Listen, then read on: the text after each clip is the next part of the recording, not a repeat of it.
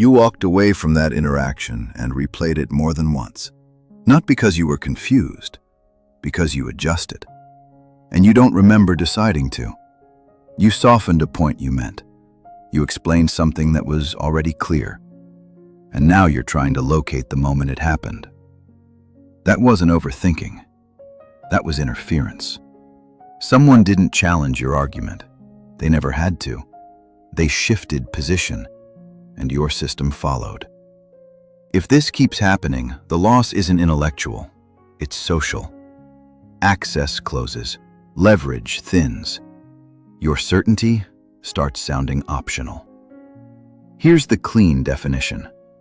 A perception fracture happens when someone subtly contradicts your lived reality while sounding supportive.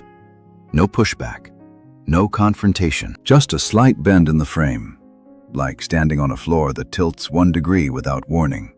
You don't fall, you compensate. The behavioral pattern is always the same. They affirm your intention, then dilute your position. I get what you're saying. I love where you're coming from. But that "but" doesn't attack your idea. It relocates authority. The trigger is internal. You want to be seen as competent. You want to be reasonable. You want to avoid being framed as difficult. So you soften. The mechanism doesn't live in language. It lives in sensation. A pressure in your chest, a heat behind the eyes, a subtle urge to clarify, explain, smooth. That urge is not kindness. It's extraction beginning. This is the approval tax, not paid all at once, paid in installments. One clarification, one softener, one unnecessary explanation, until you're funding someone else's comfort with your certainty. Correction does not start with better words. It starts with noticing the bodily cue and stopping movement. Do this. Pause when your body reacts. Not that, rush to reassure, because reassurance signals negotiable frame. Here's the hidden cost. Notice the pattern. At work, you call it collaboration. On dates, you call it empathy. In families, you call it keeping the peace. Different labels, same cost. Around 4 minutes in, the verdict starts forming. Picture this, a meeting room, neutral lighting. You present an idea, concise, defensible, complete. They lean back, smile, say, "I really like your thinking. I just think you might be overanalyzing this." No insult, no argument. Your chest tightens. That sensation is the verdict forming, not about your idea, about your position. The conversation didn't move forward. It moved around you. Now notice what happens next. The conversation shifts from substance to tone. You start defending your intensity instead of your idea. That's the negotiable frame locking in. They didn't disprove you. They reframed you. You feel pressure to appear easy, to show you're flexible. So you add context, you justify, you expand. Each sentence moves you further from authority and closer to permission-seeking. This is why it feels insane afterward. Your logic didn't fail. Your nervous system was hijacked. Aurelius didn't warn about force. He warned about consent. Because the moment you explain what didn't need defending, you've already voted against yourself. They walked out relaxed. You walked out replaying the moment. That replay loop is the reaction receipt. Your system trying to reconcile a loss of jurisdiction. Do this. Name the move internally. Not that. Try to win them back. Winning back is paying twice. Tactical script 1, when containment is required. Let's stay with the original point. No heat, no apology. You're not escalating, you're stabilizing the frame. Most people fail here because they misunderstand the objective. They think the goal is dominance. It isn't. The goal is containment. You don't need to overpower. You need to stop the bleed. Now, sharpen this. This method only works on people who value harmony, on people who see themselves as fair, on people who are proud of being reasonable. That's the trade. Your strength is the entry point. Jung described this as shadow displacement. When someone cannot tolerate their own uncertainty, they relocate it into you. You become the carrier of doubt. And because the transfer happens through friendliness, your system accepts it without resistance. That's why arguing back never works. You're responding at the wrong layer. The attack didn't target logic, so logic cannot defend you. Here's the correction most people resist. You must be willing to let the other person feel uncomfortable. That's the trade-off truth. You lose warmth. You lose being liked. You lose the illusion of smoothness. But you regain sovereignty. Do this. Let silence do the work. Not that. Fill space to ease tension. Silence is not weakness here. It's containment pressure. Tactical script 2, when pressure persists. I don't agree. Nothing else. No explanation, no softener. Your body will want to add more. That urge is the approval tax trying to collect. Don't pay it. Notice something important. When you hold frame, the other person often backtracks or over-explains or changes subject. That's data. It means the move failed. By minute 8 in the full arc, this is where most viewers finally see the pattern clearly, not intellectually, somatically. You start recognizing the sensation before the words finish landing. That's when control returns. Not because you learned a trick, but because your system recalibrated jurisdiction. And this is where philosophy stops being theory. We turn philosophy into self-mastery, not reflection, not inspiration, not quotes. Usable authority under pressure. From here, the work becomes procedural. Not louder, not smarter, cleaner. In the next phase, you'll get the full protocol, named, step-based, usable in real time, and the daily actions that retrain your nervous system to detect and neutralize this method before it costs you access. Here's the hidden risk if you don't. This pattern compounds. The more you explain, the more others expect you to. The more negotiable your frame becomes, the more often it's tested. Eventually, people don't challenge you. They manage you. And that's the quiet loss no one warns you about. Now watch what happens when you stop paying. The moment you don't explain, something shifts. Not outwardly at first, internally. Your body expects backlash, a raised eyebrow, a cold tone, withdrawal. Instead, there's usually a pause.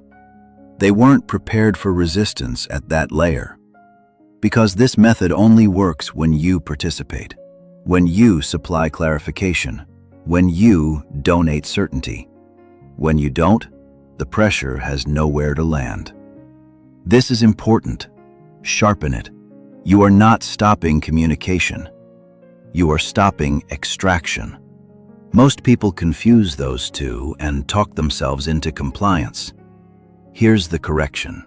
When someone destabilizes you politely, they are testing whether your perception is negotiable, not consciously. Structurally, if you respond by smoothing, they learn something about you. They learn your nervous system will subsidize their comfort. That information goes into an internal access ledger. And once you're logged as explainable, you get managed more often. Subtle interruptions, side comments, tone policing. Nothing aggressive, just enough to keep you slightly off balance. That's why this pattern escalates slowly. It's trained, not declared. Notice the trap here. Because the interactions are polite, you blame yourself. You assume you misunderstood. You assume you're being sensitive. That's not humility. That's jurisdiction loss. And it creates a very specific internal split. part of you knows something was off. Another part of you wants to be fair. That tension is what keeps you replaying the moment later. Your system trying to reconcile incompatible signals. One says, you were diminished. The other says, don't make a problem. That friction is the sensation people mislabel as anxiety. It isn't. It's unprocessed boundary violation. Now sharpen again. People who use this method are rarely villains. They don't wake up planning to destabilize you. They've learned, often unconsciously, that this is how they maintain position without confrontation. Friendliness is their delivery system. That's why calling them out directly backfires. You look reactive. They look calm. The frame flips against you. So the correction cannot be emotional. It must be procedural. At this stage, still before the protocol, your only job is recognition without reaction. This is where most people jump too early. They want the move, the line, the counter, too soon. If you act before your nervous system stabilizes, you contaminate the response. You add tone, defensiveness, justification, and that restores the negotiable frame you're trying to exit. This is where most people panic. Silence feels like loss.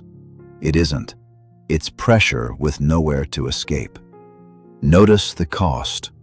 When you stop paying the approval tax, some people become colder, less warm, less inviting. That's not failure. That's filtering. You are no longer subsidizing access with self-doubt. And this is the trade-off most people aren't willing to accept. They want clarity and universal comfort. Authority and frictionless connection. That combination doesn't exist. Marcus Aurelius understood this when he wrote about standing unbothered among those who misunderstand you. Not correcting them, not persuading them. Holding. That holding is felt. Others register it as gravity. Here's the quiet win most people miss. When you stop explaining, the right people lean in. They ask better questions. They meet you at the frame instead of trying to reshape it. Your interactions become fewer but cleaner. That's leverage. And this is why the method you're learning to spot feels like sanity slipping, because it attacks the part of you trained to keep things smooth, to avoid tension, to stay chosen. Once you see that, the sensation changes. The chest tightness becomes a signal, not a threat. The urge to clarify becomes a warning, not a command. You stop identifying with it.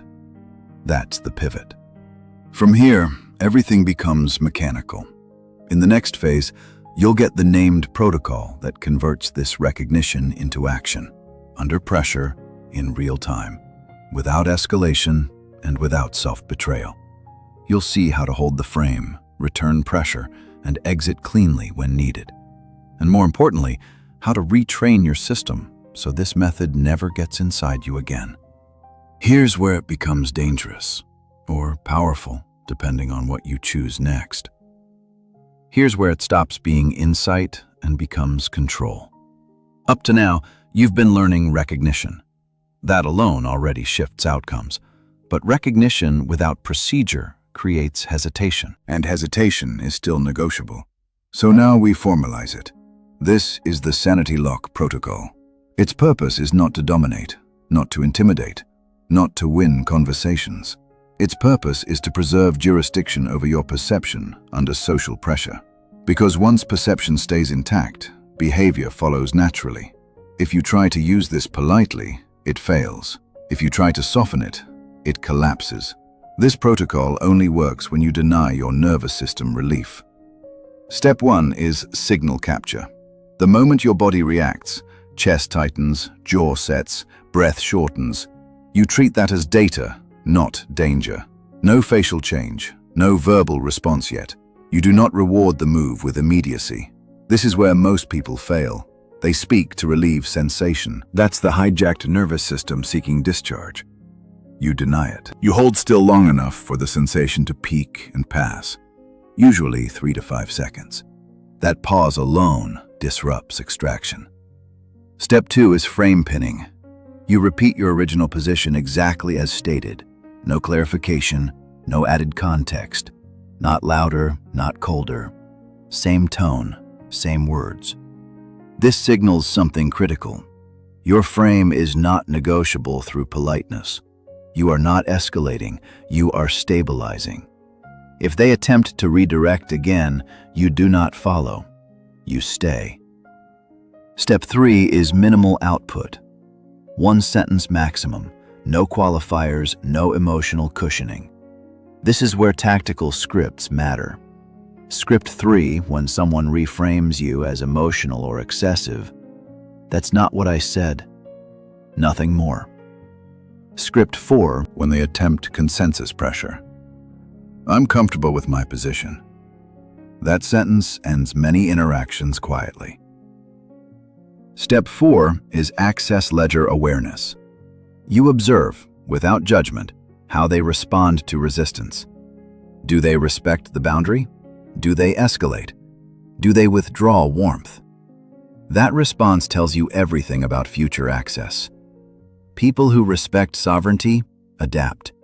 People who relied on extraction lose interest or apply pressure. Both outcomes are useful. Step 5 is exit control. If the pressure continues after 2 clean holds, you exit the interaction. Not dramatically, not defensively. You change environments. You redirect attention. You end the exchange. The failure condition is simple.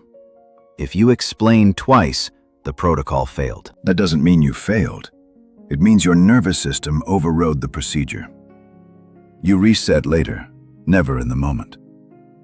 This is important. The protocol is not about perfection. It's about trend. Each successful hold retrains your system.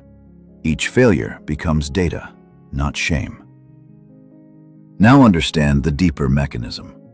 This protocol works because it restores asymmetry. The person applying polite pressure expects you to regulate the emotional field.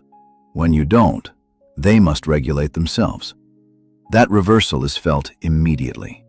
They may respond with humor, or distance, or sudden reasonableness. All of those are signs the move collapsed. This is why Epictetus emphasized control of reaction above control of events. Events don't destabilize you. Reactions do. And once reactions are contained, influence reverses. Now we address the trade-off directly. You will lose something by doing this. You will lose being universally liked. You will lose effortless smoothness. You will lose the illusion of frictionless connection. Some people will describe you as colder, harder to read. That is not a flaw. That is the cost of sovereignty. And it's a cost most people are unwilling to pay, which is why this method keeps working on them. Now we move into reinforcement. You don't train this by thinking about it. You train it through exposure. Here is the 7-day sanity lock protocol. If you treat this like reflection, nothing changes. If you treat it like training, everything does. Patterns don't dissolve through insight. They dissolve through repetition under pressure. Day 1. Notice one bodily signal during conversation. Do nothing else. Just label it internally. Day 2. Hold silence for 3 seconds when the signal appears. Day 3. Use one minimal response instead of explanation. Day 4. Repeat your frame once without modification. Day 5. Observe how access changes, who leans in, who disengages. Day 6. Exit one interaction cleanly when pressure persists. Day 7. Review patterns, not feelings, patterns. You're not asking, how did that feel? You're asking, what changed? That distinction matters, because this isn't emotional work, it's positional training. By the end of the week, something subtle but permanent shifts. You stop feeling insane after certain interactions. Not because people stopped trying things, but because your system stopped internalizing them. Now tighten this. This protocol does not make you aggressive. It makes you legible. Others know where you stand, and because of that, fewer tests are required. That's the paradox. Holding frame reduces conflict long-term. The people who disappeared were never aligned. They were extracting, and extraction only feels like connection while you're paying. Jung warned that what you refuse to confront externally will govern you internally. This protocol is confrontation without hostility, clarity without cruelty. That's why it works. Now we close with application. Your 3-day experiment starts immediately. For 3 days, track 1. Measurable variable. How many times you feel the urge to explain after someone reframes you politely. Each time, do one of 3 things only. Pause, repeat frame, say less. No stories, no interpretations, just count. At the end of 3 days, comment the number. Not what happened, not who did it, just the data. That's how we measure sovereignty. And that's how you stop confusing politeness with power. Here's one final layer you need to understand, or this protocol will feel incomplete.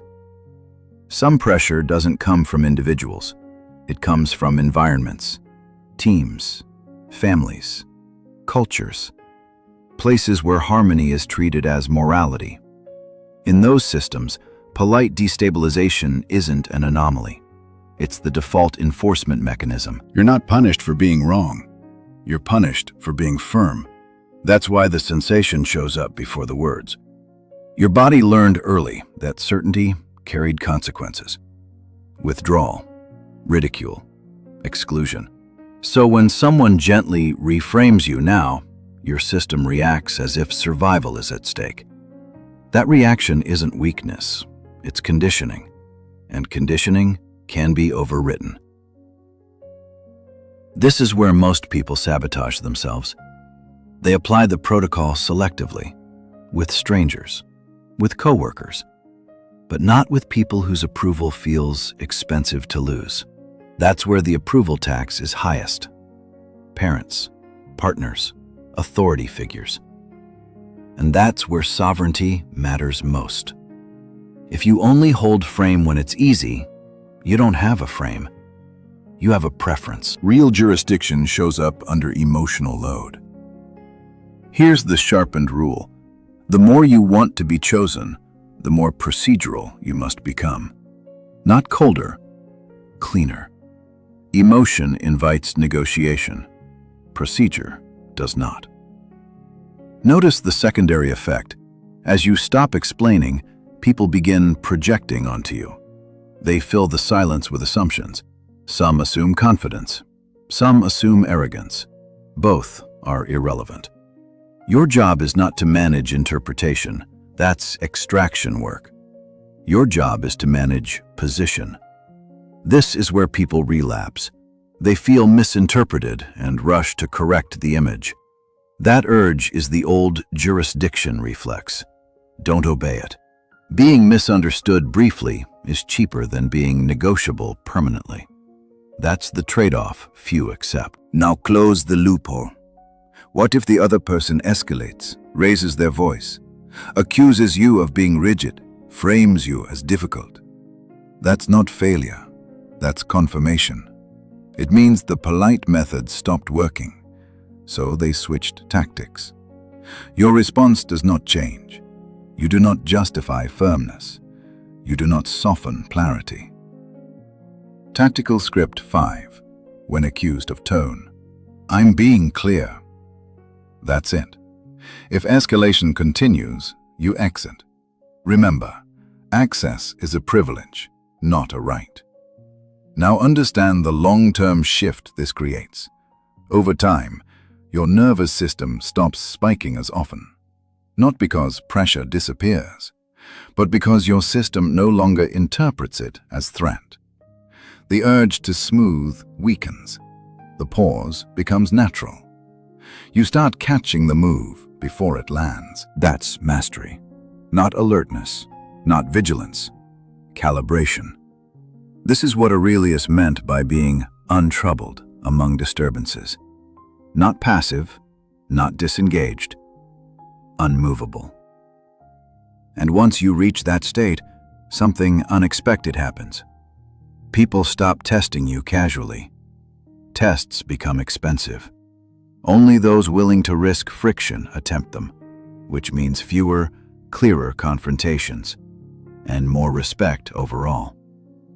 This is the inverse of what most people fear. They think firmness invites conflict. In reality, ambiguity invites management.